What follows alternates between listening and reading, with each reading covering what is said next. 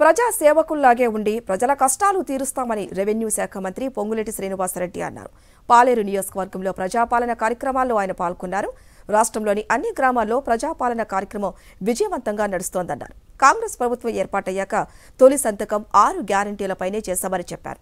మాటలకే పరిమితం కాకుండా నిబద్ధతతో ప్రజాపాలన కొనసాగుతుందన్నారు. రేపు ప్రజాపాలన ఒక గ్రామంలో ఉంది అంటే ముందు 2 రోజుల ముందే ఆ గ్రామానికి అప్లికేషన్లు పంపిస్తున్నారు. ఎవరికేం కావాలో నీట్గా వాళ్ళ పిల్లలు చదువుకున్న ఉంటే వాళ్ళు తయారు చేస్తున్నారు.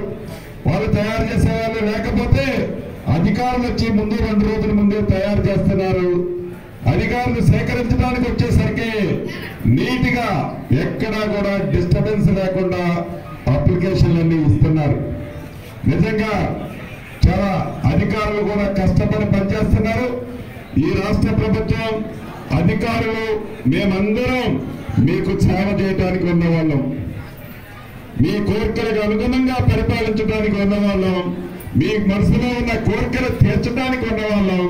కాబట్టి ఇందిరమ్మ రాజ్యంలో మీరు ఆశించిన ప్రతిదీ మీ గుమ్మానికి ఈ ప్రభుత్వం చేరవేస్తుంది అని మరొక్కసారి తెలియజేసుకుంటూ